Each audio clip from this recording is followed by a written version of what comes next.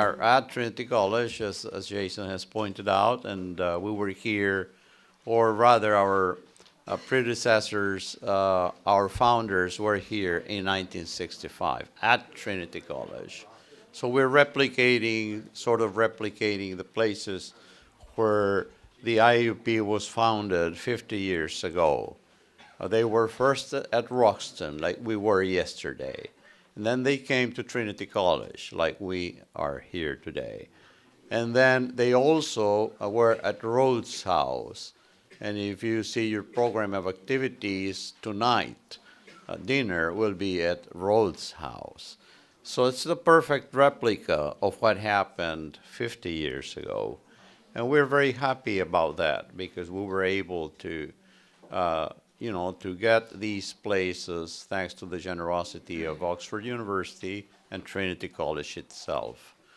The president of Trinity College is Sir Ivor Roberts. Sir Ivor Roberts was not able to join us because something in his agenda that was very urgent took him away. Of high importance. But in his place, he said he would be sending the Reverend Emma Percy, who at this point is just arriving, and so perfect timing. Let me just very quickly tell you a few words about her. She will be the first one to speak because obviously she's welcoming you and us to the college. The Reverend Dr. Emma Percy was educated at Cambridge and Durham universities. She was part of the first cohort of women to be ordained as a priest in the Church of England and has worked in university chaplaincy and parish ministry for the last 25 years. She recently completed a PhD in theology from Nottingham University. She writes and speaks on issues of leadership within the church and the theology of mothering. She has been the chaplain of Trinity for 10 years, and for the last 7 years has also been the college welfare dean, overseeing the welfare provision in the college. We're very, very honored and very grateful to Trinity College for sending Reverend Emma Percy to give us a few welcome remarks for this meeting. Please.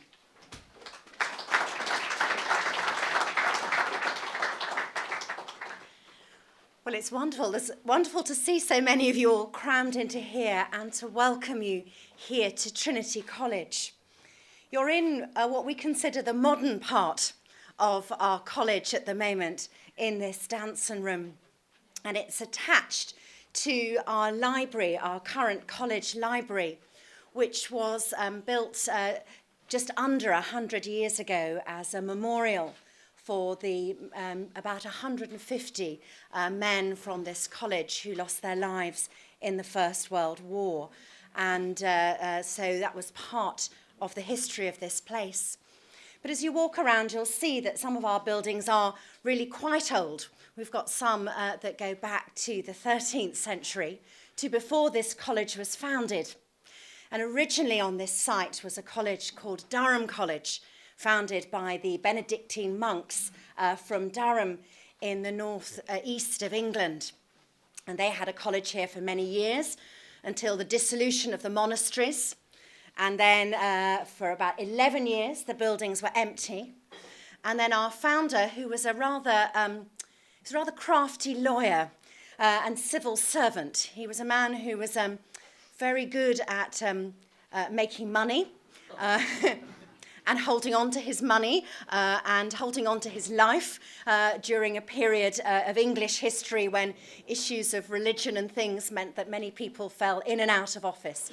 But Thomas Pope wanted to do something at the end of his life. So he founded this college in the old buildings of Durham College as Trinity College to be a place of learning. Particularly, he wanted to inspire people to go and work in government, in civil service. One of the interesting things when you walk around Oxford colleges is this sense of the quadrangle. that things were built around these quadrangles. And the idea was that you held together the ability to study with a library, the ability to pray with the chapel, the ability to eat together with the hall, and then somewhere for you to sleep and catch up on all of that at the end of the day with the dormitories. And it's that wonderful sense that education is about the formal learning, the didactic teaching, all of that, about the independent studying, that ability for people to go and discover things because they have the resources to do that, but also about the community, the sense in which actually as we eat together, as we wander around, as we get to know people, that much of our learning is developed and made more real and inhabited. And one of the great strengths still of these kind of communities is not just the high quality of the teaching we have here, but it is the wonderful mix and dynamism of all of the relationships that happen around that, in the eating together, in the being together. So as you come here, bringing all the wisdom and the different histories of all of your institutions, I hope that you enjoy a little bit of the history of this place, that in both your formal sessions, but in particular in all of those wonderful informal conversations that you'll have together as you eat, as you walk around and you talk, you may grow and find new understanding and new wisdom to take back to the places of education that you represent. So it's a delightful task for me to welcome you here to Trinity College.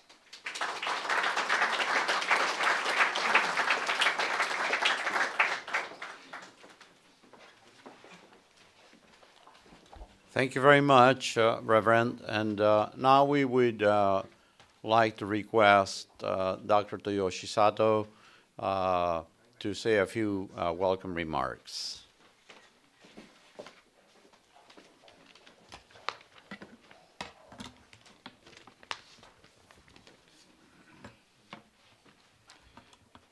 Good morning.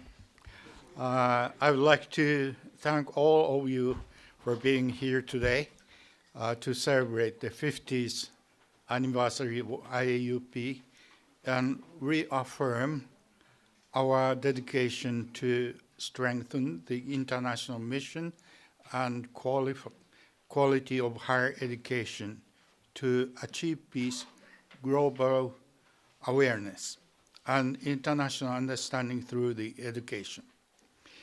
My sincere gratitude to Reverend Emma Passy and Trinity College colleagues and staff members for hosting this event.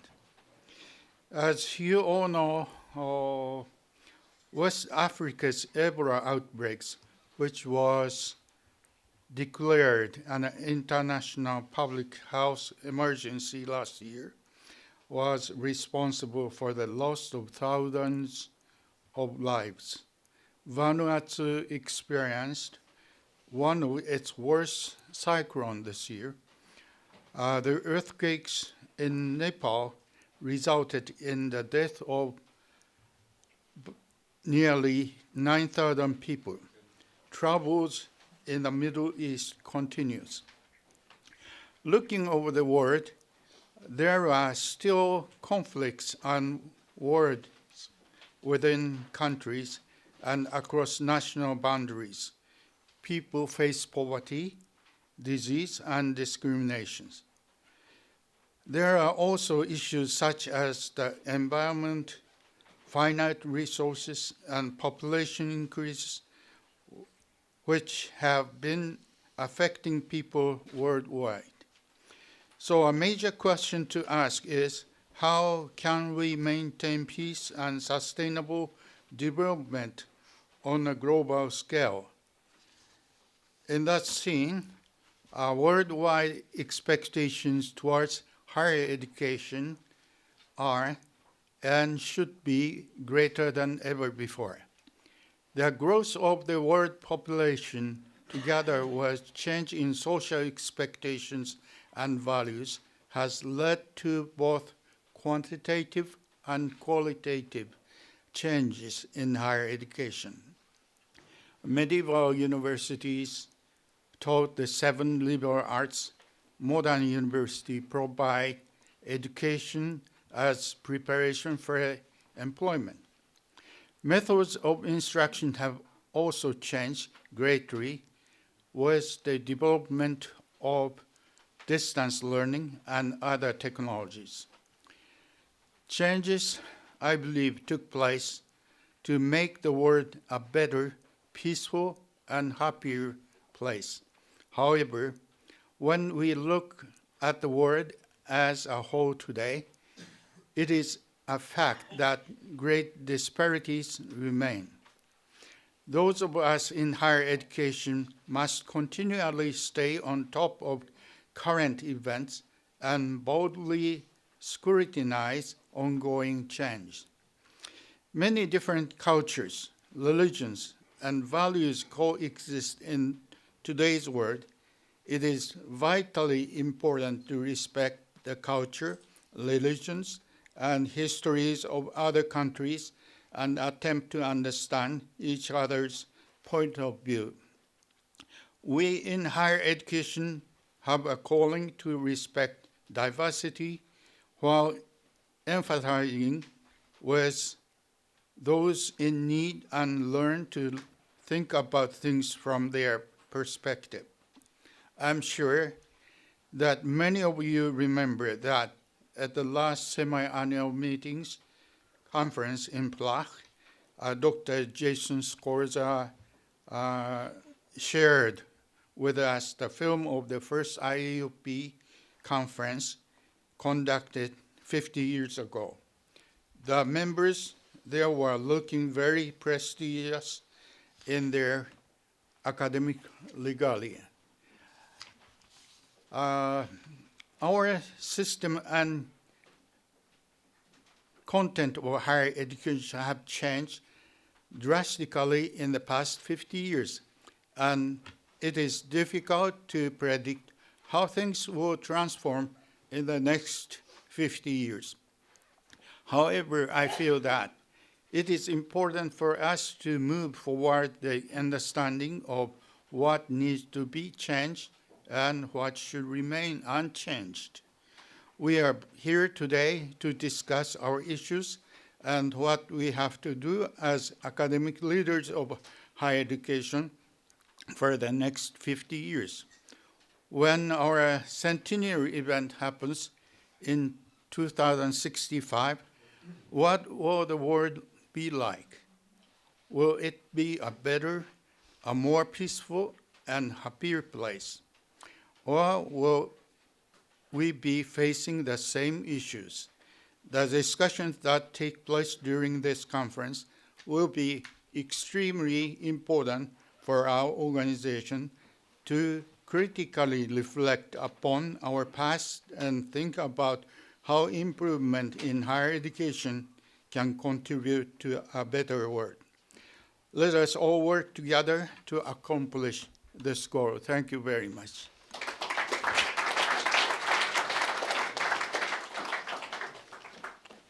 Thank you very much, Dr. Sato, our president of the IUP, for those reflections on our history. We now immediately go to our keynote speech for today. This keynote will be given by Professor Sir Nigel Thrift, Vice Chancellor of the University of Warwick. I still remember very clearly when Professor Nigel Thrift, during one of his trips to the United States, was invited to be a speaker at the American Council of Education annual meeting. And he, of course, as usual, had an extraordinary performance and was very much congratulated by everyone. IAUP could not pass up the opportunity to then immediately extend an invitation to Professor Thrift to come to this event and give us the distinction of being the keynote speaker for this particular portion of our program here in Oxford at Trinity College, the most important academic portion of our program here at Oxford.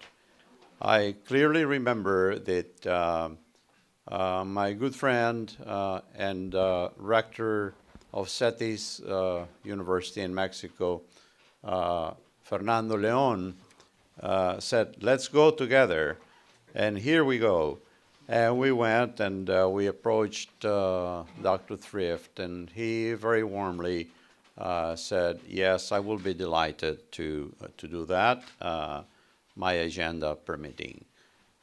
We have been very fortunate that he somehow managed to put this on his agenda and keep it on his agenda. And so he is here with us, and we're very fortunate. He is the Vice Chancellor, as I said, of one of the very prestigious universities here in the United Kingdom, the University of Warwick, since July 2006. Professor Thrift has held posts at numerous universities, including the University of Wales, the University of Bristol, and the University of Oxford itself. At Oxford, Professor Thrift served as head of the Life and Environmental Sciences Division before becoming Pro-Vice Chancellor for Research in 2003. He became a Fellow of the British Academy and was awarded the Victoria Medal of the Royal Geographical Society. He was awarded the Scottish Geography Medal by the Royal Scottish Geographical Society in 2008. Professor Thrift was knighted in the year 2015, New Year's honors for service to higher education. So he is Professor Sir Nigel Thrift. And it's my great pleasure to ask Professor Thrift to come and deliver his keynote address.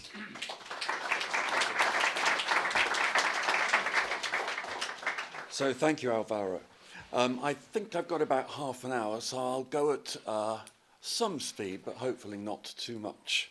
Thank you for inviting me. I'm going to talk mainly about universities in the Western world, but as will become clear towards the end of the talk, I think much of the hope for universities lies elsewhere, and that I think will segue nicely into the next session.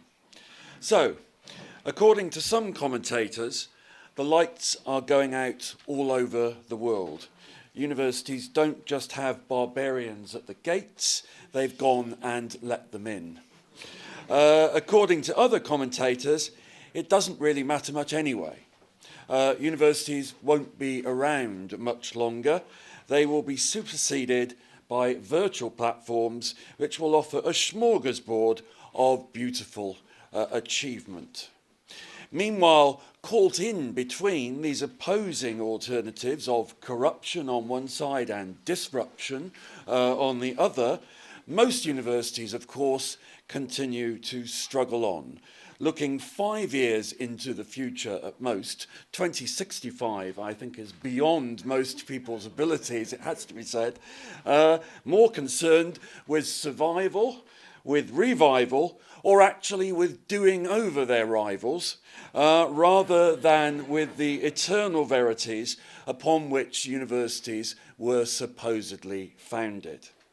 Now, of course, those eternal verities, which we all say we cleave to, arose from philosophical and religious forms of thinking which were intent on finding rules that govern definitions of value. They were concerned with honorifics, in other words. But it's increasingly difficult to cleave to the idea of universities as simple translations of these kinds of quasi-sacerdotal values anymore. They are, of course, much larger than the original colleges from which they sprang, this one being an illustration. And that, of course, means teaching many more students in ways which rule out the original artisanal methods. They're often more focused on science and medicine, which require industrial levels of resources and high levels of cooperative work. And they're based on large budgets, often won competitively in markets which require fiscal rules, all manner of government regulation, and sometimes harsh disciplines if the whole enterprise is to survive. Now, a few years ago, I suppose it might just about have been conceivable to talk about Western universities, on which I'm going to concentrate, as I said in this paper, as if they were one thing, with the same goals, a scholarly type of education and research in mind. I don't think that's anywhere any longer the case. The university, if we can call it that even, now encompasses a vast range of different forms and functions. It sprawls across myriad compass points. There's some mileage, of course, to be had from denying this by academics who don't want to believe that what they have are jobs, by governments who don't want to have to deal with a multiplicity of representation, by students who want to believe that all students somehow have the same interests. But it isn't true. Universities have become large corporate organisations on the whole, which can never go back to providing sinecures paid for by the taxpayer. Universities now function in a diverse division of labour, different parts of which are often structurally opposed and therefore say very different things to government. Students strive to get into institutions which actually differentiate them from the mass of students, even as they argue for widening access, an interesting contradiction. In other words, higher education is beginning to look more and more similar around the world in its sheer diversity of form and aspiration, even allowing for what Michael Crow calls philo-pietism, the reflex tendency to seek out the trappings and substance of academic tradition, as if these older forms of prestige still encompassed the whole of the university world. Universities both inside and outside the United States are becoming involved in new ventures which slowly but surely are pulling them away from a pack mentality into real differentiation. Of course, there are many universities that are still wandering along the mean, modelling success on being a conventional kind of research university. But there are all kinds of centripetal tendencies, not least the fact that certain parts of the sector are becoming too crowded for all to survive there. There are not the resources for that to happen. Universities, therefore, don't add up to one thing anymore. The tendencies to differentiation, I think, are of four kinds. First, of course, there's general specialisation. Very few institutions, for example, now run the whole gamut of academic disciplines. And indeed, few would actually think of doing so, and the tendency is to less disciplines rather than more, and to more interdisciplinary overlap between the disciplines that are left.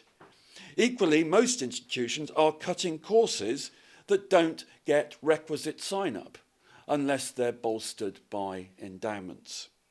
Second, and more interestingly, many institutions are intent on gathering around particular, more specialised missions. For example, there is a tendency to specialise purely on teaching without any of the attendant frills of research. Of course, private providers do precisely that, often using part-time teachers which promote a low-cost base. But increasingly, state institutions are beginning to do much the same in some cases. They often keep a scintilla of research, if you like, to hide their embarrassment. But the fact of the matter is that for some of these institutions, that's the way that things will go. Third, as part of a general process in which universities have added responsibilities like economic growth, a number of institutions have genuinely become closer to industry. And by this, I don't just mean that they got a few research contracts from a few companies, or that they teach courses with industrial employers. I think those are pretty much business as usual now across many universities. I mean they're becoming closely involved with industry, usually with a small number of large companies with which they enter into long-term relationships. I think here of universities like Waterloo, or indeed Warwick. And such universities do, I think, become regional economic anchors. There was a very nice article in the Chronicle of Higher Education recently questioning, if I can put it this way, whether universities were drivers of regional economic growth. But they can be, I think, is the best way of putting it. Fourthly, most universities are becoming more international, for example, by teaching overseas. If I remember correctly, and Glynis can correct me on this, I think there are now as many students being taught by British universities overseas as in the UK. But just a few have taken that international mission more seriously in the form of overseas campuses or alliances. There's a very mixed record, I think is perhaps the best way of putting this, which goes all the way from NYU with campuses and study centres all around the world to people who basically stayed where they are. Now, of course, there are obvious risks to differentiation, and not least a misallocation of resources.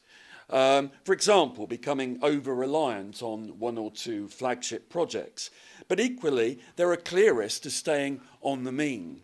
In England, for example, the biggest risk, longer term, probably attached to those institutions who've settled on a model, big civic, red brick, new university, which has come to seem natural, but in fact is not really a model at all. It's a historical artifact. In some ways, of course, all of this differentiation is a relief. There's room for all kinds of models of what university is. In some ways, however, I have to say, I think it's a bit of a burden. I can look back even 5 years ago in this country, and if we got to within 5% of the number of students that we were meant to get, undergraduate students, in any year, the government gave us the same amount of money. And I look back on that with profound nostalgia, I think is perhaps the best way of putting it. But at the same time, I don't think it be said that it may not have made for innovation. It was a lot more restful, but now universities exist with at least some marketized characteristics in pretty well most countries in the West, and that means pretty well ceaseless competition in all registers, of course, boosted by league tables, etc., etc., etc. I think there are 4 interesting questions that need answering about the new diverse system that is opening up. One, of course, is whether actually it is possible to produce success by striking out on a distinctive new tack. There are certainly examples of universities who've struck out on a very specific tack and have become successful as a result. Arizona State University is often mentioned as an exemplar, not least by Michael Crow, it has to be said. Having said all that, of course, that's clearly the case. But there's very little study of those who did this and failed.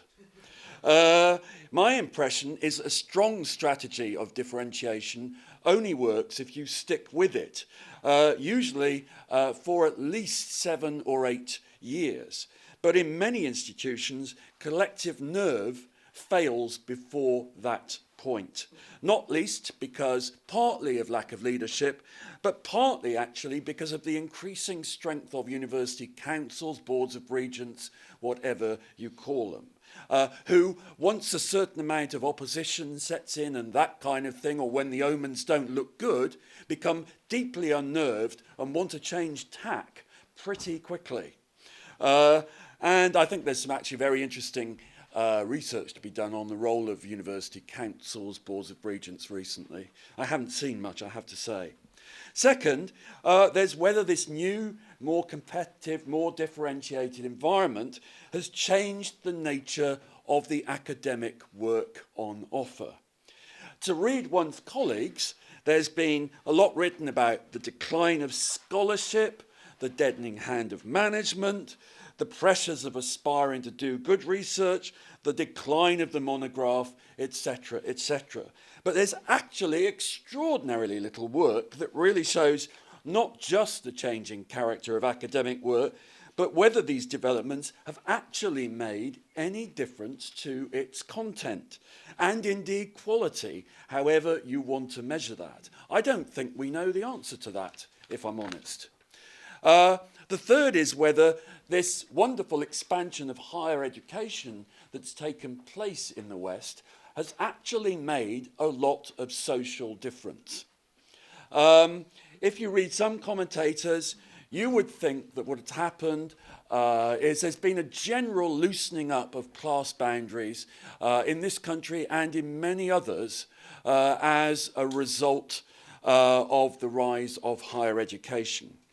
But, and I have to underline this, perhaps the single most shocking fact I know is that a boy born into the working class in England today has no more chance of making it into the middle class than in the year 1900. 1900. Whilst a 40-year-old man is more likely to be in the same social class as his father than would have been the case a generation ago. So I don't know what higher education's been doing, but for people from that particular class, not a vast amount, I suspect. And indeed, I would like to see some reallocation of resources in order to do something rather more substantive. I can't go, we haven't got time into some of the issues around the different funding systems in the UK, but it's actually interesting that some of the income contingent loan systems that we have in England, which involved charging what are colloquially called tuition fees, they're not quite that, truth to tell, seem to be producing more socially equitable outcomes than free education in Scotland. And there are some interesting reasons as to why that might be. Finally, of course, there's the issue of what's being taught. When nearly all university students came from an Anglo, male, upper middle class background, there were an awful lot of common grounds, and you could teach the chaps basically the same kind of things, and they knew what they wanted. Now the middle class is split by ethnicity and many other fault lines. And added to that, there are many overseas students. Until recently, all students tended to be taught as if they were the same, with a little bit of personalisation added through tutoring and the like. Only a few, usually smaller universities, offered much in the way of choice or personalised syllabuses.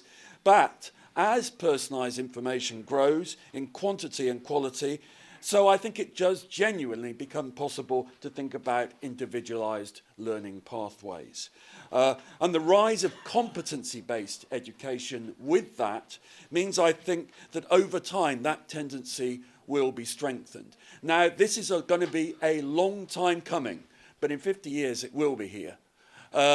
Because at the moment, if you look, most universities, if they really look at what information they have about students, don't have much they can use. But that will not be the case as we go on. And I'm confident that those kind of things will have happened by that time. So what should we do as this more diverse future unfolds in front of us? Well, I think the thing we shouldn't do as we rethink the university is just fall back on what one might call the standard laments. What you get in print, at least, is either Jeremiah's, which referred back to a model of the university that I think was last current about 20 years ago, or in many cases probably never current at all, and is in any case falling rapidly out of the memories of academics outside of the retirement zone, or glittering treatises hailing higher education as the next candidate to be disrupted by technology. I think that's a real tragedy. Actually, there are very few people trying to rethink what the university might look like. And we need a genuine productionist project around this. We don't need more critique. What we need is actually people trying to think what a university would look like in the future. The critique that's offered by many academics actually is extraordinarily old. If you look at the corporatization critique, businesses coming in and taking over universities, the first instance of it appear in 1895 in the United States. It then goes through people like Veblen and a whole series of people and becomes standard idea of what a university should be or shouldn't be like. It probably was never like that most of the time before we go any farther, but this particular discourse takes over everything else. Added to the difficulties, of course, of getting people to think outside the box, there is, of course, I suppose, the undoubted tendency to philopietism that Michael Crow talks about. But actually, Michael Crow does, I think, make a very sensible point, and that is that for this moment in time, and for the next 10, 15 years, it's going to be designing universities that's going to be the crucial university. Design, design, design. And it's also the one that people still shy away from very often. If you look at a lot of strategies, they're not really designing, they're just saying, we're going to do a bit of this and a bit of this and a bit of this, which isn't the same thing at all. And of course, all of this is complemented by another thing, what universities really do. The answer to that is, in large part, I'm not sure we can be really sure about that, strangely enough. Styles of research and teaching have changed. For example, in research, who's to say who is doing the research in a system where so many people are involved? Even outside the obvious cases like particle physics and astrophysics, many grant applications in science are now corporate enterprises written by multiple actors, including administrators. In teaching, new technologies are making an impact on teaching styles, but we know very little about exactly how. In both research and teaching, intermediation of various kinds has become way more important than it was, but we actually still talk about the idea that somehow everything is being produced by a single person. Part of the problem, of course, is we really don't know a lot of the time what people in universities really do.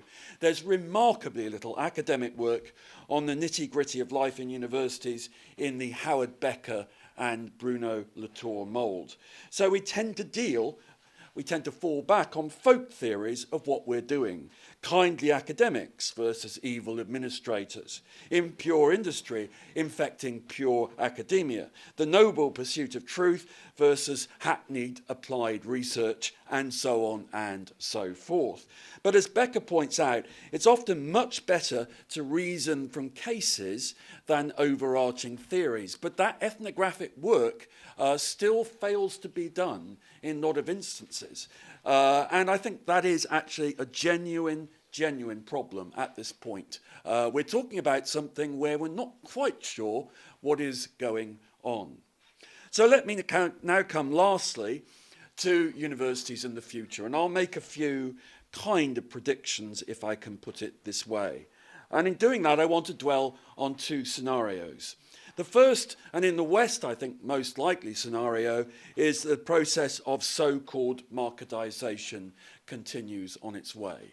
Now, let's be very clear, marketization is an extremely complicated process.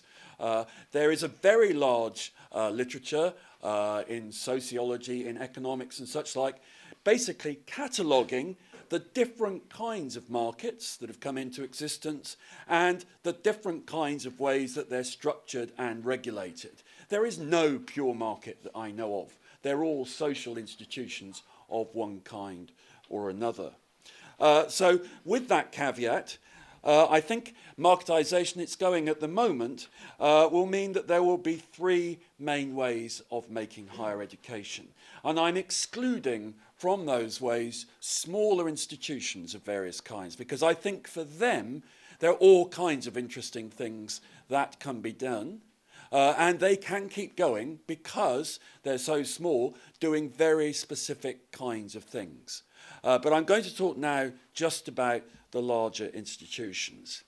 By my reckoning, certainly in 50 years' time, 2/3 of Western higher education systems will be taken up with mass production of personalised competency-based courses. The divide, I think, between higher and what in this country is called further education will have all but disappeared, and degree courses will be of variable length according to each individual student's aptitude and interest. We already can think, if even in our university now, if I think about our maths department, I know that about half the students could do the course in a year and a half. The rest could not. But it's a fact that if you think about it, students proceed at different rates.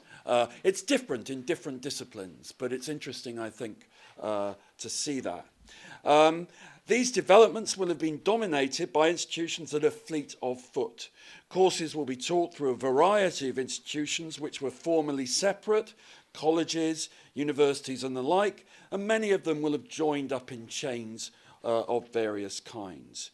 Teaching will take place in a variety of ways, will lean heavily on distance learning technology, and will be heavily oriented to the labour market. They'll be mainly involved in empirical learning, and when they do research and applied research of various kinds, usually oriented to the surrounding locality. Now, there's nothing wrong with this. In many ways, actually, it's educating a lot of people in what they most need, which is the information and the skills to get good jobs. Another development at the other end of the spectrum will be the growth of what I'm going to call, to offend as many people as possible, the luxury educational goods market. Some universities already, of course, unconsciously play to this card, and of course not places like this. The Ivy League universities and universities like Oxford and Cambridge are already, in effect, luxury packages of one kind or another. They embody goods which emphasise expense, limited access, producing a funnel to the elite, arcane rituals and trappings, and sumptuary codes, all summed up by the image of the places they've emerged from, and endowments which in effect endow further privilege on them. So do actually many US liberal arts and sciences colleges, which retail a liberal arts education which was meant to endow the governing class with the cultural capital necessary to rule. And of course, then there are some aspirant universities which have consciously played to this luxury good aspect of the market. I think of places like George Washington and others. They are what we might best describe, I suppose, as reassuringly expensive.